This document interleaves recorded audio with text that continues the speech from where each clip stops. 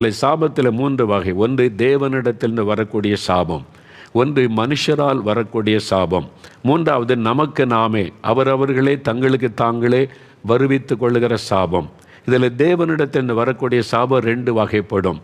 ஒரு மனிதனுடைய பாவத்தினால் அவன் மீது வரக்கூடிய சாபம், இன்னொன்று பரம்பரையாக, அதாவது ஜெனரேஷன் கர்ட்ஸ், பரம்பரையாய் தொடர்ந்து வரக்கூடிய சாபம். முன்னோருடைய பாவத்தினால் தொடர்ந்து இவங்க தப்பு பண்ணியிருக்க மாட்டாங்க, முன்னோருடைய பாவத்தை நிமித்த இவங்க அந்த சாபத்தினால் தாக்கப்படுவாங்க.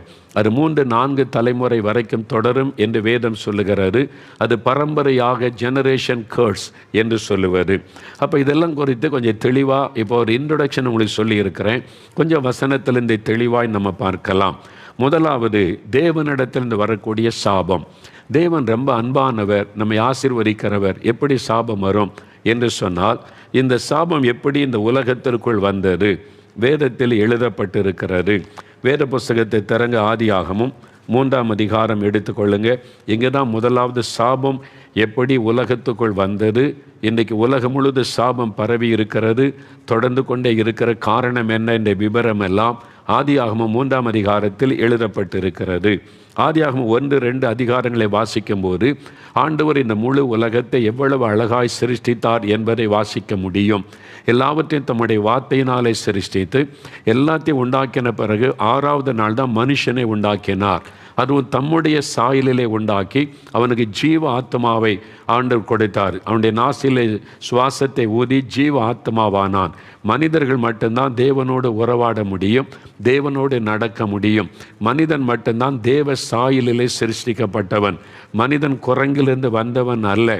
ஆளாளுக்கு ஒன்று கண்டுபிடிச்சு ஒன்று சொல்லி அவங்க சொல்லிக்கிட்டே இருப்பாங்க, ஆனால் அது உண்மை கிடையாது.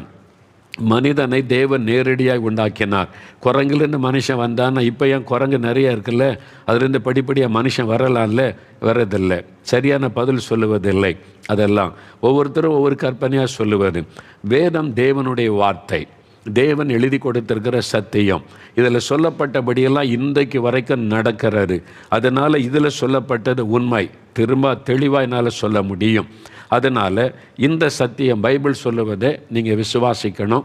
தேவன் மனிதனை தம்முடைய சாயலில் உண்டாக்கினார். நம்ம மட்டும்தான் தேவ சாயலில் உண்டாக்கப்பட்டோம். ஏன்? மனிதனோடு ஆண்டவர் உறவாடுவதற்கு. மனிதனை அடிமையாய் வைக்க ஆண்டவர் சிருஷ்டிக்கவில்லை.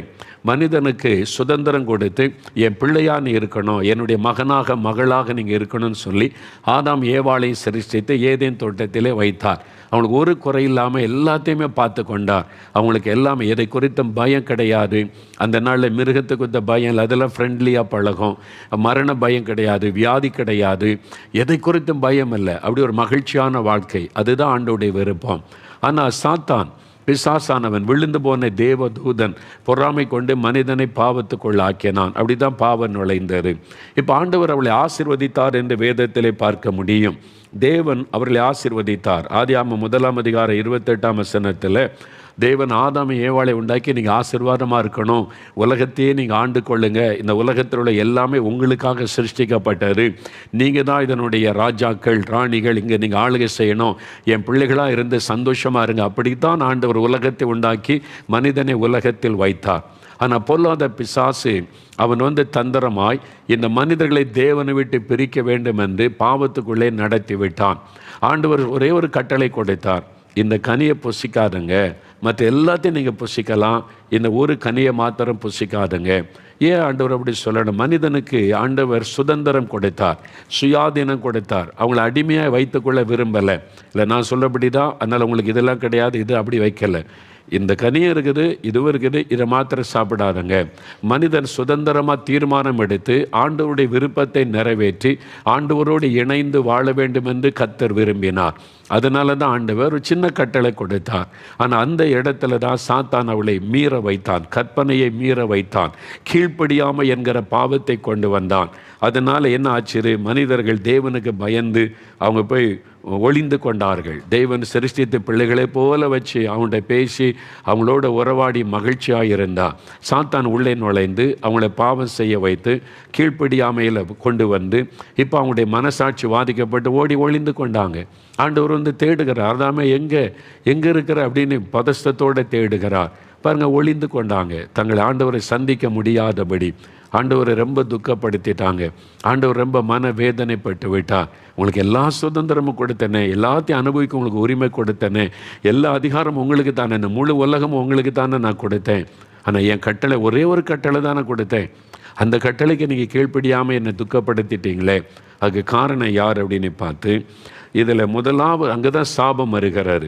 அதை குறித்து வேதத்தில் வாசிக்கலாமா? ஆதியாகமம் 3ஆம் அதிகாரம் 14ஆம் வசனம் முதல் 19 வரை நல்ல கவனிங்க. பழைய ஏற்பாட்டில் 4வது பக்கம். முதலாவது சபிக்கப்பட்டது யார் தெரியுமா? உலகத்திலேயே முதலாவது சபிக்கப்பட்டது சாத்தான். சாத்தானை தான் முதலாண்டு சபித்தார். அவன் தான் முதலாவது சபிக்கப்பட்டவன். நீங்கள் பாருங்கள் அந்த என்ன நடந்தது என்று ஆண்டவர் சொல்கிறார் 14ஆம் வசனத்திலிருந்து.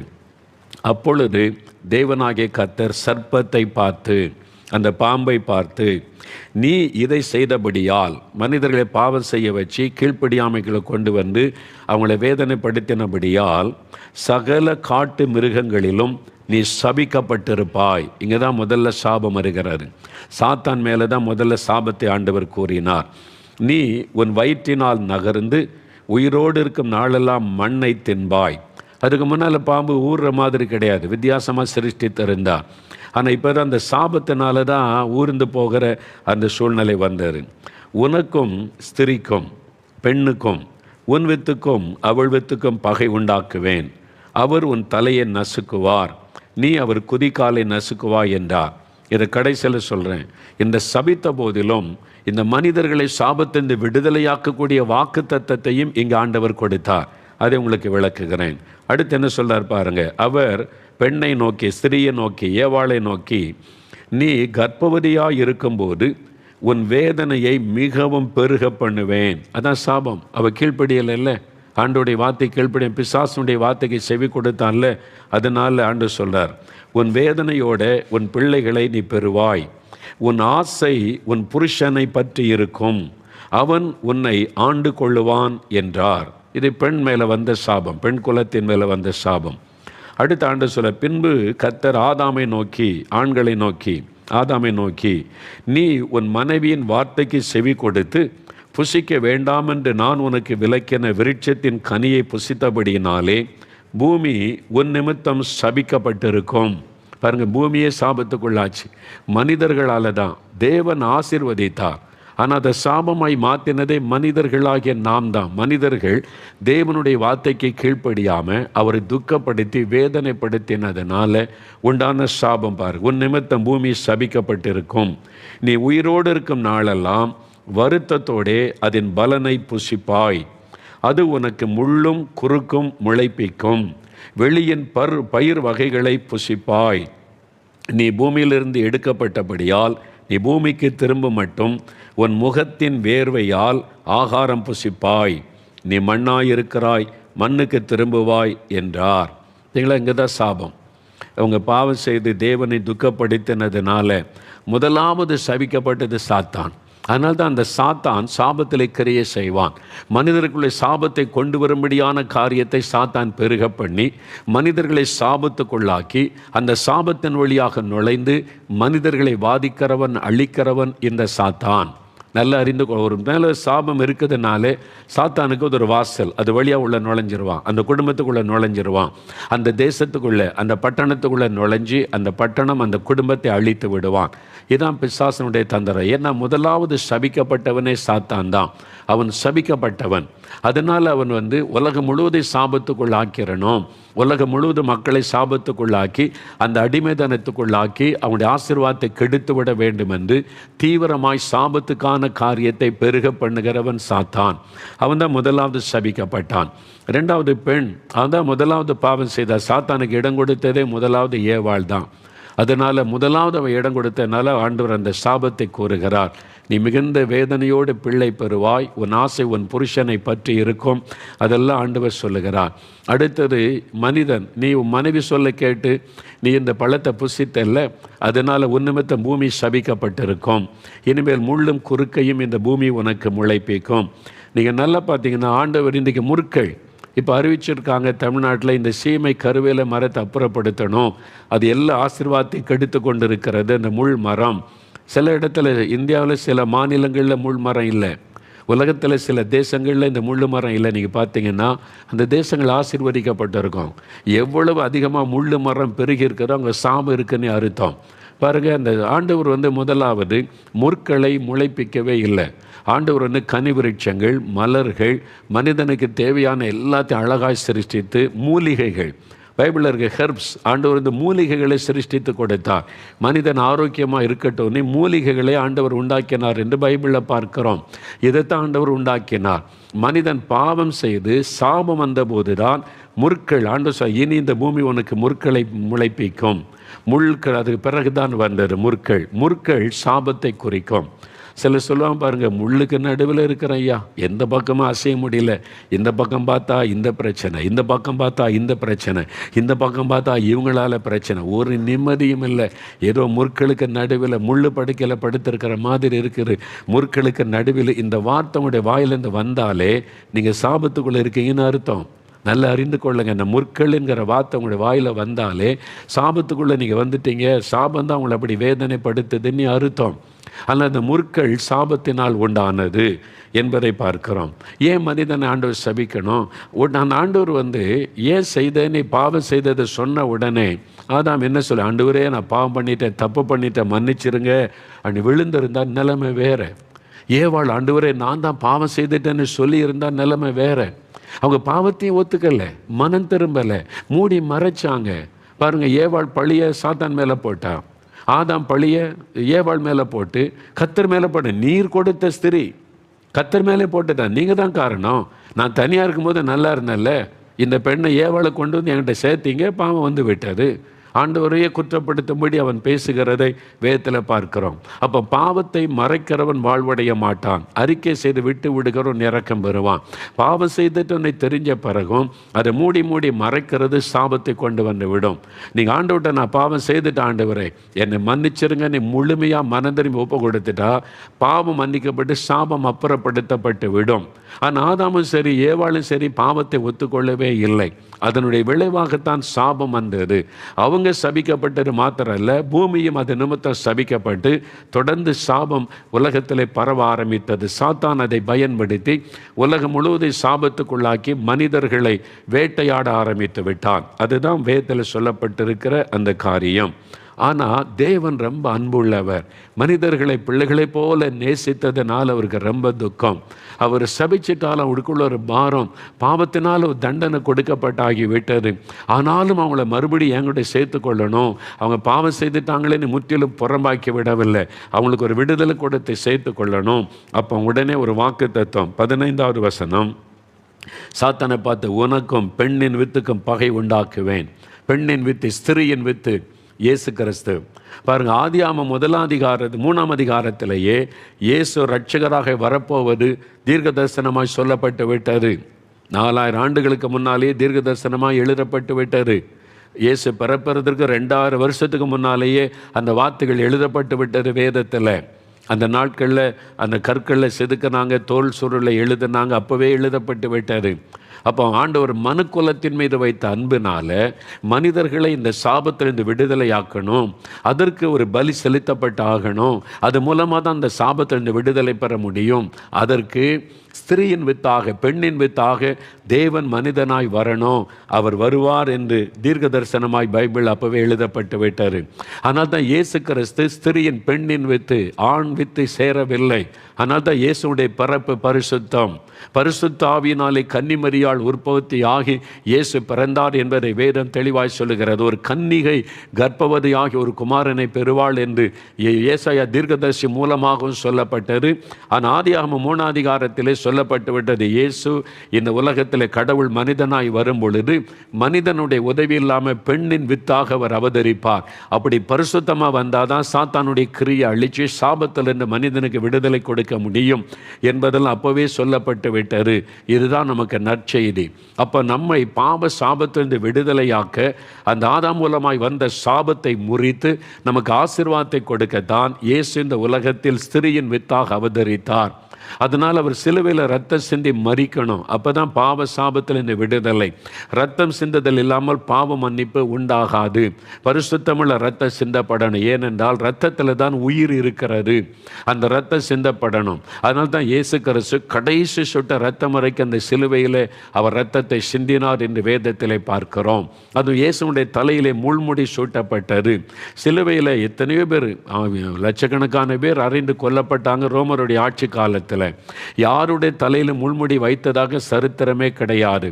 இயேசுவின் தலையில் மாத்திரம்தான் முள்முடி வைக்கப்பட்டு கோலினால் அடித்தாங்க. அது தற்செயலாய் நடந்தது அல்ல.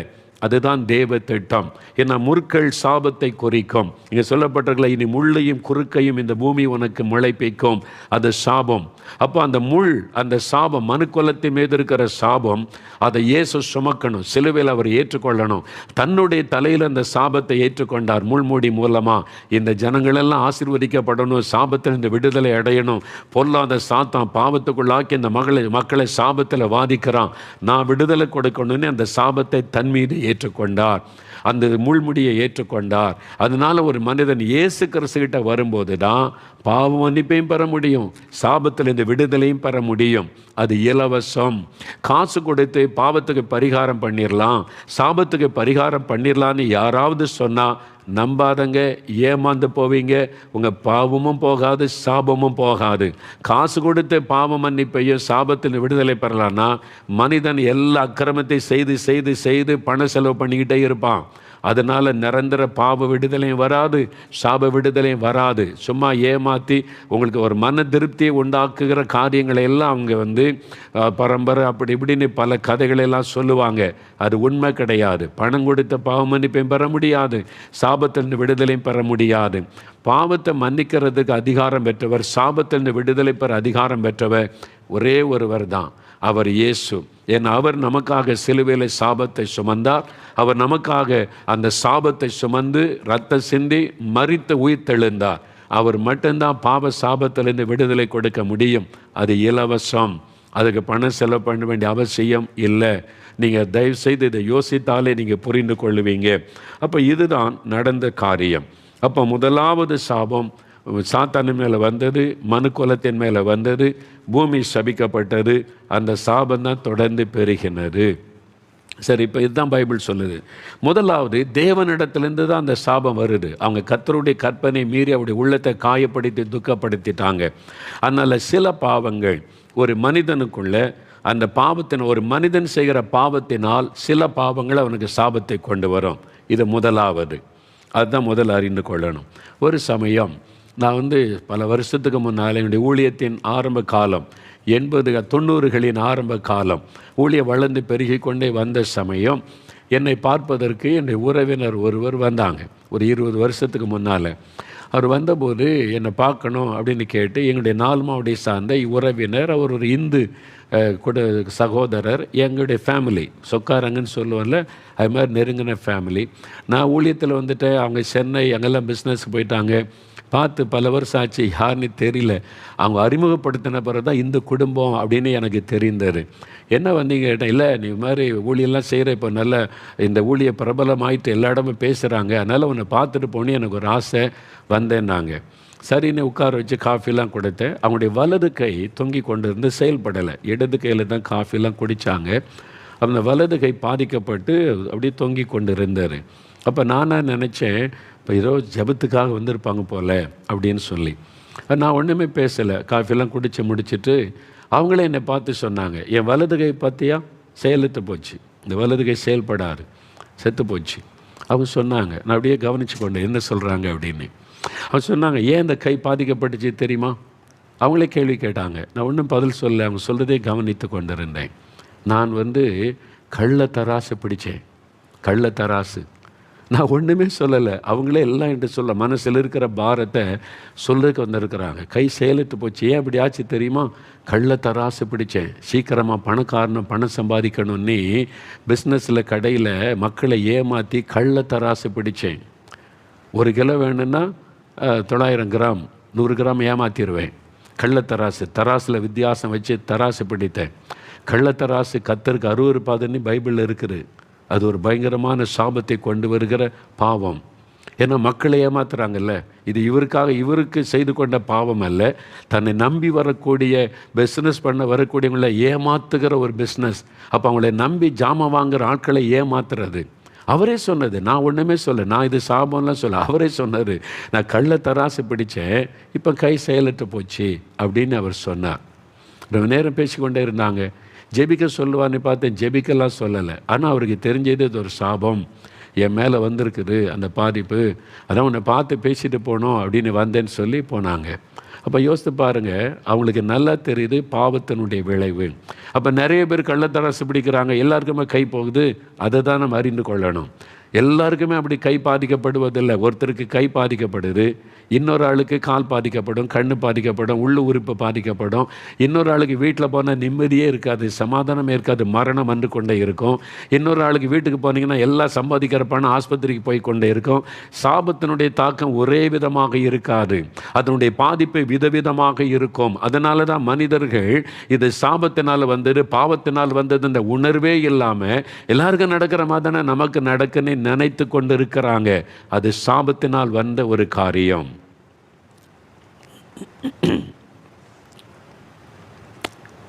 சில பாவங்கள் அது தேவனுடைய சாபத்தை கொண்டு வந்துடும். கள்ளத்தராசு பிடிக்கிறது, கலப்படம். பாருங்க, கருப்பட்டியில் கலப்படம். உடங்குடி கருப்பட்டி எங்கள் ஊர் பக்கம் இருக்கு, ரொம்ப ஃபேமஸ், உலக ஃபேமஸ்ன்னு சொல்லலாம். உடங்குடி கருப்பட்டி வாங்கித்தாங்கம்பாங்க.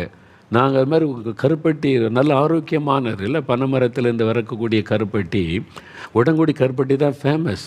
எங்களுக்கு சிலரில் வாங்கிட்டு உடங்குடியிலேருந்து வாங்கிட்டு வந்த பிரதர்பாங்க. சில மாதங்களுக்கு முன்பால் பேப்பரில் நியூஸு, உடங்குடியிலேருந்து கருப்பட்டி தயாரிக்கிறாங்கல்ல, 100கணக்கான மூடை இந்த சுகர், இந்த வெள்ளை சக்கரை வச்சு கலப்படம், இந்த பயணியோடு கலப்படம் பண்ணி இந்த உடங்குடி கருப்பட்டி ஃபேமஸ், சீக்கிரமாக பணக்காரன் ஆகணும் அப்படின்னு சொல்லி யாருன்னு தெரியல, பேப்பரில் பேர்லாம் போட்டிருந்தாங்க. அவங்கள பிடிச்சிட்டாங்க, கலப்படம் பண்ணது மூட்டையாக சுகர்லாம் பிடிச்சி அவங்க கலப்படம். எவ்வளோ ஒரு இது ஒரு துன்மார்க்கம். இது சாதாரண பாவம் கிடையாது. நம்பி வாங்கிட்டு போகிறாங்க, சுத்தமான கருப்பட்டின்னு நம்பி வாங்கிட்டு போனால் சுகர், வியாதியை கொண்டு வரக்கூடிய சுகர் உள்ளே இருக்குது. அப்போ சமுதாயத்துக்கு தீங்கு உண்டு பண்ணுகிற பாவம் அவன் துன்மார்க்கன். அவங்க மேலே சாபம் வந்து விடும். எல்லாரும் நினைக்கிறேன் இதெல்லாம் பிஸ்னஸ் தந்திரம், பிஸ்னஸில் இதெல்லாம் இருக்கும். சாபத்தை தேடிக்கொண்டே இருக்கிறாங்க. நிறைய பிஸ்னஸ் பீப்புள் தன் சந்ததிக்கு சாபத்தை தேடி வச்சுக்கிட்டே இருக்கிறாங்க. தேவன் பார்க்கிறார், இது சமுதாயத்துக்கு தீங்கு உண்டு பண்ணுகிற எல்லாத்திலும் கலப்படம். டீத்தூள்ல கலப்படம், மிளகுல கலப்படம், எல்லாத்திலும் கலப்படம். கலப்பாடம் பண்ணி வியாபாரம் பண்ணுறவங்க சாபத்தை தேடி கொண்டு இருக்கிறீங்க. சாபம் உன் குடும்பத்தின் மேலே இருக்கும், அறிந்து கொள்ளுங்க. உன் பிள்ளைகளை பாதிக்கும், அடுத்த தலைமுறையை பாதிக்கும். நிறைய பேர் எல்லாருக்கும் நடக்கிற மாதிரி தான் நமக்கு நடக்க நினச்சிக்கிட்டு இருக்காங்க. நிறைய பேர் சாபத்துக்குள்ளே இருக்கிறாங்க. அதனால தான் நிறைய பேருக்கு இந்த பாதிப்பு இருந்து கொண்டே இருக்கிறாரு. உண்மை இல்லை, சமுதாயத்தை ஏமாற்றுவது அது சாபத்தை கொண்டு வந்து விடும். கலப்படம் செய்கிறது அது ஒரு பெரிய அந்த சமுதாயத்துக்கான ஒரு தீங்கு. நம்புகிற மக்களுக்கு அவங்களை ஏமாற்றுவது, அந்த ஏமாற்றுவது நம்பிக்கை துரோகம். நம்பிதானே வாங்குகிறோம் பொருளை, நீங்கள் நம்பிக்கை துரோகம் பண்ணுறீங்க. உங்கள் வியாபாரத்தில் சுத்தம் இல்லை, சாபம் கட்டாயம் உங்கள் மேலே வந்து விடும், பலித்து விடும். தேவன் எல்லாத்தையும், சாத்தானுக்கு அது போதும். நீங்கள் பண்ணுற ஏமாற்ற வச்ச சாத்தான் சாபத்துக்குள்ளே நுழைந்து உங்களுடைய குடும்பத்தை அவன் நாசம் பண்ணி விடுவான். நீங்கள் எப்போ ஏமாத்துறீங்களோ சாத்தானுக்கு வழி திறக்கிறீங்கன்னு அர்த்தம். எப்போ நீங்கள் நம்பிக்கை துரோகம் பண்ணுறீங்களோ சாத்தானுக்கு வழி திறக்கிறீங்க. சாத்தான் அது வழியாக நுழைஞ்சிருவான், உங்களுடைய குடும்பத்தை பாழாக்கி விடுவான். வியாதி, வேதனை, சமாதானம் இல்லை, டிப்ரெஷன், அவ்வளோதான், செத்து போயிடலான்னு எண்ணம். எவ்வளோ பணம் இருந்து நிம்மதி இல்லை, ராத்திரியில் தூங்க முடியல. ஏன்? சாபம். யோசித்து பாருங்கள், வருமானம் எப்படி வருது, பணம் உங்கள் வீட்டுக்குள்ளே எப்படி வருது, சோதித்து பாருங்கள். லஞ்ச பணம் அது அநியாய சம்பாத்திய, சாபம் வீட்டுக்குள்ளே வருதுன்னு அர்த்தம். லஞ்ச பணம் வீட்டுக்குள்ளே வந்தால் நீங்கள் பிசாசுக்கு வழி திறக்கிறீங்க, சாபம் வீட்டுக்குள்ளே நுழையுதுன்னு அர்த்தம். அறிந்து கொள்ளுங்க. நேர்மையாக இருக்கணும். அவங்க தான் ஆசிரியர். நேர்மையாக இருக்கிறவனே கஷ்டப்படுகிற காலம் இது. எல்லா அநியாயத்தம் பண்ணிட்டு துன்மார்க்கமாய் வாழ்ந்துட முடியுமா? ஆசீர்வாதமாக இருந்துட முடியுமா? முடியாது. நல்லதானே இருக்கிற மாதிரி தான் தெரியுங்க. பாருங்களேன், முன்னால் லஞ்சம் வாங்கி ஊழல் பண்ணுங்க, பேப்பரில், நியூஸ் பேப்பரில் இத்தனை கோடி பிடிச்சோம், எல்லாம் ஓடி ஒளியிறாங்க. கேவலம் இல்லை, இதை விட அசிங்கம் என்ன வேணும்? பணத்தை திருடிட்டு ஓடி ஒளியிறே, என்ன நீ பதவியிலிருந்து என்ன பிரயோஜனம்? இந்த அவமானத்தை விட கேவலம் என்ன? நீங்கள் யோசித்து பாருங்கள். இந்த குடும்பத்தார் வெட்கப்பட்டு போவாங்கல்ல, நீங்கள் பண்ணுற தப்புனால குடும்பத்தாருக்கு அவமானம், பிள்ளைகளுக்கு அவமானம். இதுவே ஒரு பெரிய, அது சாபம். அதோடு நிற்காது, தொடரும். அது குடும்பத்தையே பாதித்து கொண்டே இருக்கும். 4 தலைமுறைக்கு அதை பாதித்து விடும் அந்த சாபம். வேதம் சொல்லுகிறார் யாத்திராம 20:5 4 தலைமுறைக்கு அந்த சாபம் தாக்கிவிடும். அதனால தான் நம்ம இதில் கவனமாக இருக்கணும். அப்போ ஒரு மனிதனுடைய பாவத்தினால சாபம் அவனை தாக்கி நுழைந்து விடும். என் ஊழியத்தின் ஆரம்ப காலத்தில் 80களின் ஆரம்பம், 80லேருந்து 85க்குள்ளே நினைக்கிறேன். எங்கள் ஊர் பக்கம் ஆறுமுகநேரின்னு ஒரு ஊர் இருக்குது. அங்கே ஒரு சபையில், சிஎஸ்ஐ சபையில் 3 நாள் கூட்டம். அதற்காக நான் போயிருந்தேன். 4 மணிலேருந்து போயிடுவோம், கூட்டம் முடிச்சுட்டு நைட் திரும்பிடுவோம். அப்புறம் ஒரு நாள் பகலில் ஒரு கூட்டத்துக்கு, ஒரு இரவு மாலை கூட்டத்துக்கு என்னை அழைச்சிருந்தாங்க. ஒரு சில மாதங்களுக்கு மாலையில் ஒரு நாள் கூட்டத்துக்கு வாங்க, எங்கள் ஜனங்க ரொம்ப விரும்பி உங்கள் மூலம் ஆசீர்வதிக்கப்பட்டிருக்காங்கன்னு சொல்லி ஒரு நாள் அந்த ஆலயத்தில் இரவு கூட்டத்துக்கு நான் போனேன். அந்த ஆலயத்துக்குள்ளே நடைபெற்றது. சர்ச்சு ஃபுல்லாக ஆட்கள் இருந்தாங்க. ஆண்டோடைய வார்த்தை பிரசங்கம் பண்ணி ஜெபெல்லாம் முடிஞ்ச பிறகு நிறைய பேர் ஜெபிக்க முழங்கால் போட்டாங்க தனி ஜெபத்துக்கு. நான் ஒவ்வொருவராக ஜெபித்து கொண்டே வந்தேன். அந்த சபையில் உபதேசியார், அந்த சர்ச் எல்டர்ஸ் இருப்பாங்கள்ல, பாஸ்டர் கமிட்டி, அவங்க நல்ல பக்தி உள்ளவங்க, அவங்க கூடவே நின்றாங்க. ஜெபிக்கும் போதெல்லாம் பக்கத்தில் நின்று கொண்டாங்க. நான் ஒவ்வொருவருக்காக ஜெபம் பண்ணேன். கிட்டத்தட்ட அரை மணி நேரம் 1 மணி நேரம் ஆகிட்டு. எல்லோரும் ஜெபம் பண்ணி ஒவ்வொருத்தரையே அனுப்பேன். கடைசியில் ஆண்கள் பக்கம் வரும்போது அந்த தூண் மறைவில், பெரிய தூண் இருக்கும் அந்த சர்ச்சுக்குள்ளே, அந்த தூண் மறைவில் நிழலுக்குள்ளே ஒரு ஆள் அப்படியே முழங்கால் போட்டு குனிந்து அப்படியே மறைஞ்சிருக்கிற மாதிரி இருந்தார். நான் எல்லாருக்கும் ஜெபிச்சுட்டு கடைசியில் இவருக்கான அவர் பக்கமாக அப்படி திரும்பினேன். என் கூட இருந்தவங்கெல்லாம் விலகிட்டாங்க. உபதேசியார் அவங்கெல்லாம் கொஞ்சம் பேக்கடிச்சிட்டாங்க, பின்னால் போயிட்டாங்க. எனக்குள்ள ஒரு யோசனை, ஏன் எல்லோரும் நம்மளை தனியாக விட்டு பின்னால் போகிற, இவ்வளோ நேரம் கூடவே பக்கத்தில் இருந்தாங்களே என்னை. நான் திரும்பி அவர் பார்க்குறேன். பயங்கரமான ஒரு துர்நாற்றம் வீசினார். பயங்கரமான ஒரு துர்நாற்றம், அழுகி அப்படியே பொன் நாற்றம் எடுத்து இந்த துர்நாற்றம் வீசினார். அப்போ தான் நான் அப்படி கண்ணை ஏறெடுத்து அவரை பார்த்தேன். அந்த இருட்டில், அந்த தூண் மறைவில் அவர் இருந்தார், ஒரு சகோதரர். நான் அவர் பக்கத்தில் போனேன். அவர் பக்கத்தில் அவர்கிட்ட தான் அந்த துர்நாற்றம் வந்து கொண்டு இருந்தார். ஆனால் பக்கத்தில் போனவுடனே அப்புறம் அவர் முகத்தை திருப்பி பார்த்தார். குஷ்டரோக வியாதி, அப்படியே கையெல்லாம் அழுகி, முகமெல்லாம் அப்படியே அழுகி, காதெல்லாம் இல்லை, அப்படியே ஒரு அகோரமாக. என்ன ட்ரீட்மெண்ட் எடுத்தால் தானே. அந்த காலத்தில் நான் சொல்கிறது 80களின் ஆரம்பத்தில். அவர் அப்படியே அழுகி நாற்றம் எடுத்து அப்படியே அவர் என்னை பார்த்து சொன்னார். நான் அவர் பார்த்தேன். அவர் சொன்னார், ஐயா நீங்கள் என் சுகத்துக்காக ஜெபம் பண்ண வேண்டாம் அப்படின்னார். என் சுகத்துக்காக ஜெபம் பண்ண வேண்டாம். நான் அவரை பார்த்துக்கிட்டே இருக்கேன். எனக்கு இயேசு குஷ்டரோகிகளை கூட நேசித்து தொட்டு குணமாக்கினாரே, இவரை குணமாக்க முடியுமேன்னு மனசில் நான் நினைக்கிறேன். என் சுகத்துக்காக ஜெபிக்க வேண்டாம் ஐயா. அப்போ எதுக்கு ஜெபிக்கணும் ஐயான்னு கேட்டேன். என் பாவம் மன்னிக்கப்பட ஜெபம் பண்ணுங்க வேதனையோடு சொன்னார். அப்பா அவர்கிட்ட பார்த்து பேசும்போது சொன்னார், இந்த சர்ச்சுக்கு முன்னால் தான் என் வீடு. நான் நல்லா குடிப்பேன், மதுபானம் குடிச்சிட்டு மனைவியை அடிப்பேன், எங்கள் அம்மாவை அடிப்பேன். எங்கள் வீட்டில் ஒருத்தரை நான் நிம்மதியாக இருக்க வைக்கலை. குடிச்சிட்டு ரோட்டில் நின்று சத்தம் போடுவேன். சர்ச்சு நடக்கும், சர்ச்சு வாசலில் நின்று குடிச்சிட்டு சத்தம் போடுவேன். எங்கள் அம்மா சொன்னாங்க, ஐயா சர்ச்சு நடக்குது, இங்கே கலட்டாக பண்ணாத. என் மனைவி கெஞ்சி பார்த்தா, யாரும் கேட்க மாட்டேன், நான் அடங்க மாட்டேன். போதகர் சொன்னாங்க, ஐயா அது சர்ச்சு நடக்குது, ஐயா ஜெபம் நடக்கிற இடம்னா நான் குடிப்பேன், நான் நிற்பேன், இது தெரு, நான் எங்கேயும் சத்தம் போடுவேன், யார் கேட்க முடியும். அப்படிலாம் நான் யாருக்கும் அடங்காதவனாய், யாருக்கும் பயப்படாதவனாய் குடிச்சு நான் சம்பாதிக்கிறேன், நான் குடிக்கிறேன். அப்படி தான் நான் பேசினேன் திமிரோட. இந்த வியாதி என்னை தாக்கினார். அந்த வியாதி அதிகமாகி இப்போ வீட்டுக்குள்ளே கூட எனக்கு இடம் இல்லை. வீட்டுக்கு பின்னால் மாட்டு தொழுவத்தில் ஒரு கட்டில் போட்டு அங்கே தான் படுத்திருக்கிறேன். அங்கே தான் கொண்டு சாப்பாடு வைப்பாங்க. யாரையும் என்கிட்ட பேச மாட்டாங்க. நான் ரொம்ப மனம் உடைஞ்சேன். பாவத்தினால தானே இது. பாருங்கள், அந்த பாவம், அந்த தாக்கம் எல்லா குடிகாரனும் அப்போ குஷ்டரோகி ஆவாங்களா? ஆக மாட்டாங்க. அதான் நான் சொல்கிறேன், எல்லாருக்கும் ஒரே விதமாக அந்த தாக்கம் இருக்காது. அதனால தான் நிறைய பேர் துணிகரம் கொள்கிறாங்க. அவர் சொன்னார், நான் அப்படியே நான் இப்போ என் பாவத்தினால தானே நான் மற்றவங்களுக்கெல்லாம் டிஸ்டர்ப் பண்ணேன், ஆலயத்துக்கு டிஸ்டர்ப் பண்ணேன், ஊழியரை டிஸ்டர்ப் பண்ணேன், எல்லாரையும் திட்டினேன், ரோட்டில் சத்தம் போட்டு எல்லாரையும் கலாட்டா பண்ணேன். நான் பணம், நான் சம்பாதிக்கிறேன், நான் குடிப்பேன் திமிரில். இப்போ நான் தாக்கி இந்த நோயினால் பாதிக்கப்பட்டு படுக்கையில் இருந்தேன். என்னே நினச்சேன், நான் நொந்து கொண்டு என் வாழ்க்கை இப்படி ஆகிட்டே என் பாவத்தினாலேன்னு நினச்ச போது உங்கள் பிரசங்கத்தை நான் கேட்டேன். வீட்டில் இருந்து ஏத்தாப்பில் தாங்க வீடு.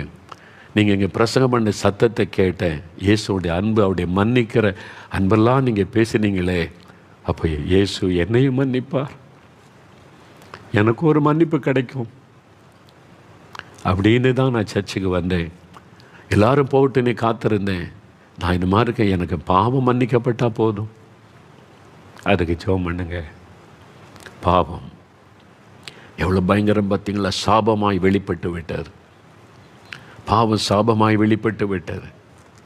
அவர் கண்ணீரோடு சொன்னார். நான் சொன்னேன், இயேசு எந்த பாவத்தையும் மன்னிப்பார். நீங்கள் எப்போ நான் பாவின்னு உணர்ந்தீங்களோ, இயேசு உங்களை மன்னிக்க ஆயத்தமாக இருக்கிறார். நான் உங்களுக்கு ஜெபிக்கிறேன். நீங்கள் இயேசுக்கிட்ட சொல்லுங்கள், இயேசுவே என் பாவத்தை மன்னிச்சிருங்க, உங்கள் ரத்தத்தினால் என்ன கழுவுங்க. ஏன்னா உங்களுக்காகத்தான் அவர் சிலுவையில் ரத்தம் சிந்தினார், தன்னை ஒப்பு கொடுத்து அழுதார்.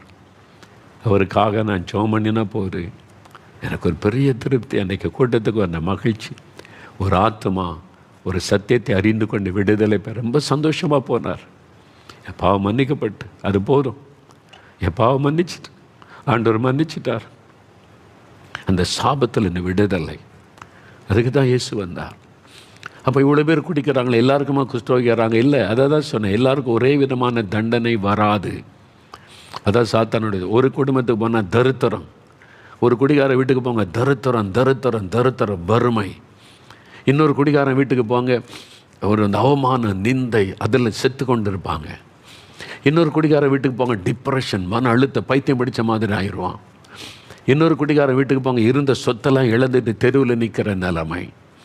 இன்னொரு குடிகாரன் வீட்டுக்கு போங்க யாரும் அதிகமாக ஊரே அவனை வெறுக்க, குடிகாரன்ப்பா வீட்டுக்கே போகாதாங்கன்னு சொல்லி. இதெல்லாம் ஒரு சாபக்கேடு, விதவிதமான பாதிப்பு உண்டாக்கும். அப்போ ஒரு மனிதனுடைய பாவம் சிலப்பா மதுபானம், அதாவது சாராயம் குடிக்கிறவனுக்கு ஐயோ அப்படின்னு இருக்கு. ஐயோனாலே சாபம்னு அர்த்தம். அதனால தான் நான் ரொம்ப வேதனைப்பட்டு தமிழ்நாட்டில் டாஸ்மாக் கடை மூடப்படணும், அது ஒரு சாபம், மக்களுக்குள்ளே சாபத்தை பரவ செய்கிற ஒரு காரியம் என்று எத்தனை குடும்பம் பாழாகுது. அதனால் லஞ்சம் வாங்குறது சாபத்தை கொண்டு வரும். நீ சிகரெட் பிடிக்கிற பார்க்க போகிறது உங்களை பாதிக்கும், மற்றவங்களை அது பாதிக்காது, அது சாபமாகி விடாது. அதனால தான் பாவத்தில் வித்தியாசங்கள் உண்டு. சில பாவங்கள் சாபத்தை கொண்டு வந்துடும்.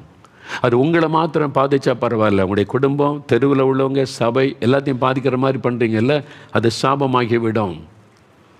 அதான் நீங்கள் அறிந்து கொள்ளணும். சமுதாயத்தை பாதிக்கிற மாதிரி நீங்கள் செய்கிற சில தீமைகள் சாபமாகி விடும்.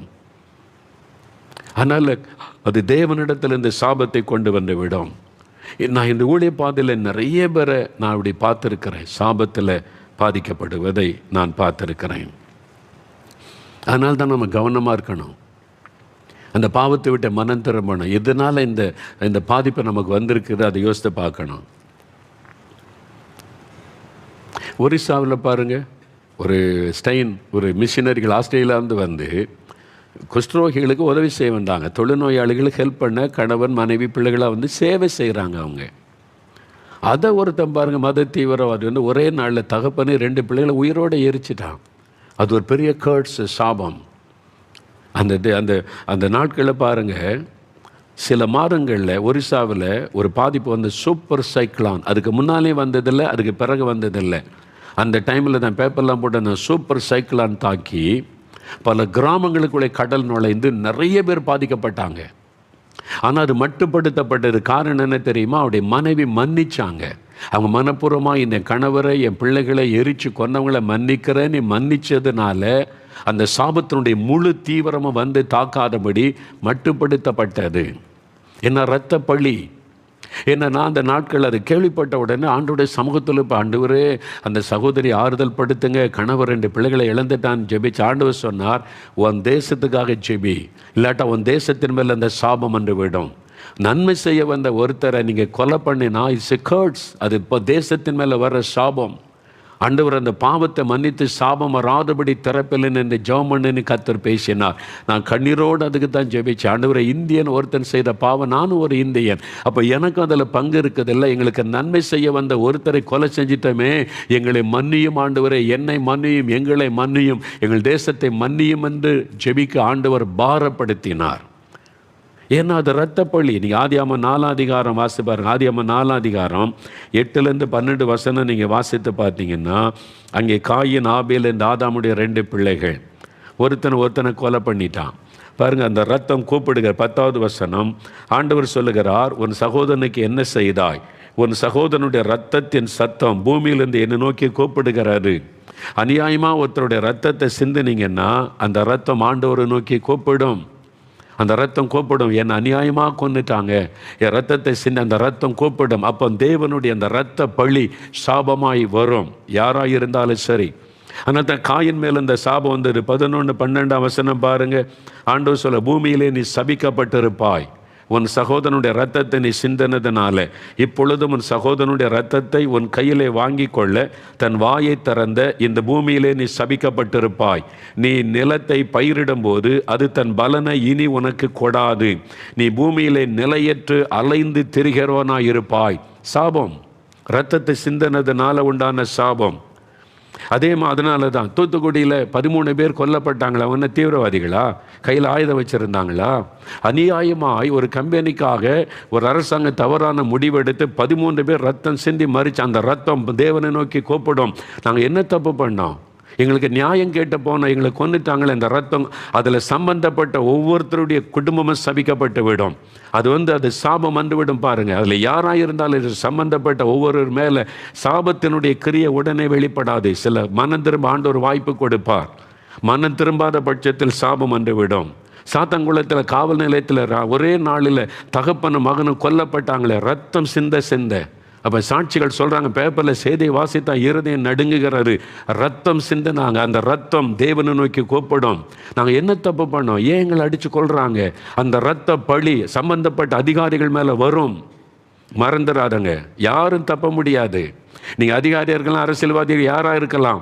அநியாயமாய் ரத்தம் சிந்தப்பட்டால் அந்த ரத்தம் தேவனை நோக்கி கூப்பிட அந்த ரத்த பழி சாபத்தை கொண்டு வந்து விடும் என்று வேதம் சொல்லுகிறது. அதுதான் உண்மை. ஆனால் தான் பட்டயத்தை எடுக்கிறவன் பட்டயத்தால் மறிப்பான்னு சொன்னவரே இயேசு தான். நிறைய பேர் அது கத்தி எடுக்கிறவன் கத்தியத்தை மறிப்பான்னு சொல்லுவாங்க. யார் சொன்னது? இயேசு தான் சொன்னார். நீ ரத்த சிந்தனை அந்த ரத்த பழி உன் மேலே வரும் என்பதாக. அதனால் பார்த்தீங்களா, அந்த ரத்தம் இன்றைக்கி இலங்கையில் பஞ்சம், மக்கள்லாம் திகைக்கிறாங்க. கவர்மெண்ட் திகைக்குது, என்ன பண்ணுன்னு தெரியல. ஏன்? எத்தனை இன்னசென்ட் பீப்புளுடைய ரத்தம் இலங்கையில் சிந்தப்பட்டது. தமிழ் மக்கள், சிங்கள மக்கள், இஸ்லாமிய மக்கள், எத்தனை பேருடைய ரத்தம். அந்த ரத்தம் தேவனை நோக்கி கூப்பிடும். என் ரத்தம் சிந்த. அதனால தான் சொல்லி, இப்போ ரஷ்யா உக்ரைன் மேலே அநியாயமாக குண்டு போட்டு குழந்தைகளை கொல்றாங்க, பெண்களை கொல்றாங்க. அநியாயமான காரியம் நடக்கிறது. ரஷ்யா அதனுடைய விலைக்கரையத்தை செலுத்த வேண்டியது வரும். புட்டின் அதனுடைய விலைக்கரையத்தை செலுத்த வேண்டிய. யாரும் தப்ப முடியாது. நீ யுத்தம் பண்ணால் இராணுவத்தோடு யுத்தம் பண்ணு, இராணுவ தளங்களோடு யுத்தம் பண்ணு. ஆஸ்பத்திரி மேலே குண்டு போட்டு குழந்தைகளை கொல்லுவது, பெண்களை கொல்லுவது எவ்வளோ பயங்கரமான துணிகரம். அந்த ரத்தம் கூப்பிடும் தேவனை நோக்கி. அதான் ரத்த பழி. அது சாபத்தை கொண்டு வந்து யாரையாவது நீங்கள் கொலை பண்ணினா அந்த கொலைகார அந்த குடும்பத்தின் மேலே பாருங்கள், சாபம் அப்படி தொடர்ந்து கொண்டே இருக்கும். அந்த குடும்பத்தில் தொடர்ந்து கொலை பண்ணுறவங்க எழும்பிக்கிட்டே இருப்பாங்க. ரத்தம் சிந்தப்பட்டு கொண்டே இருக்கும். அது ரத்த பழியினால் உண்டாகிற சாபம், தேவனிடத்தில் வரக்கூடிய சாபம். சமுதாயத்தை பாதிக்கும்படி நடந்து கொள்ளுகிற யார் மேலேயும் கர்த்தருடைய சாபம் வந்து விடும். அதனால் தான் அரசியல்வாதியாக இருக்கலாம், அதிகாரிகளாக இருக்கலாம், யாராக இருந்தாலும், வியாபாரிகளாக இருக்கலாம், சமுதாயத்தை பாதிக்கிற மாதிரி ஒரு பாவத்தை செய்தீங்க, மற்றவர்களை பாதிக்கிற மாதிரி செய்தீங்கன்னா அது சாபத்தை கொண்டு வரும். அதனால் ஆண்டவருடைய சமூகத்தில் இந்த மாதிரி சாபத்தில் இருந்தீங்கன்னா மனம் திரும்பி ஒப்பு கொடுத்து, ஆண்டவரே மன்னிச்சிருங்க, உங்கள் ரத்தத்தினால கழுவி இந்த சாபத்தை விடுதலை கொடுத்துருங்கன்னு கண்ணீர் விட்டு அழுது ஜெபிச்சா தேவன் அதில் இந்த விடுதலை கொடுக்க முடியும். அல்லது அதனுடைய பாதிப்பு உங்களுடைய வாழ்க்கையை தொடர்ந்து வந்து கொண்டே இருக்கும். இன்றைக்கு ஒரு நிமிடம் ஜெபிக்கலாமா? அப்படியே கண்களை மூடி, ஆண்டவரே ஒரு தெய்வ பயத்தோட இனிமேல் இந்த சாபம் என் குடும்பத்தில் வராதபடி, என் வாழ்க்கையில் வராதபடி வாழக்கூடிய ஒரு வாழ்க்கையை தாங்க. என் குடும்பத்தில் வந்த இந்த சாபங்கள் மாறணும். உங்களுடைய ரத்தத்தினால கழுவுன்னு ஒரு நிமிடம் கரம் வைத்து ஜெபம் பண்ணுங்க. அப்படி பாதிக்கப்பட்டவங்க, அதை உணர்கிறவங்க ஜெபம் பண்ணுங்க. ஆண்டவரே, யார் யார் உண்மையாய் இந்த மாதிரி சாபம் என் குடும்பத்தில் என் மேலே வந்து விட்டது, கர்த்தருடைய சாபம், தேவனுடைய சாபம் வந்திருக்கிறது, இரத்த பழியின் என் சாபம் வந்திருக்கிறதே, ஆண்டவரே மன்னியும், ஆண்டவரே இரக்கம் செய்யும். இயேசுவின் ரத்தம் இந்த சாபத்திலிருந்து எங்களுக்கு விடுதலை தரட்டும். இயேசுவின் ரத்தம் என் குடும்பத்தை இந்த சாபத்திலிருந்து விடுதலை ஆக்கட்டும். இயேசுவே பாவங்களை மன்னியும், உம்முடைய ரத்தத்தினாலே சாபத்திலிருந்து விடுதலை ஆக்கும் என்று யார் யார் ஜெபிக்கிறார்களோ அவங்க மேல உம்முடைய ரத்தத்தின் வல்லமை இறங்கட்டும். சாப கட்டுகள் அறுக்கப்படட்டும். ஒரு ஆசீர்வாதமான மாற்றம் வரட்டும். இயேசுவின் நாமத்தில் ஜெபிக்கிறோம் பிதாவே, ஆமென்.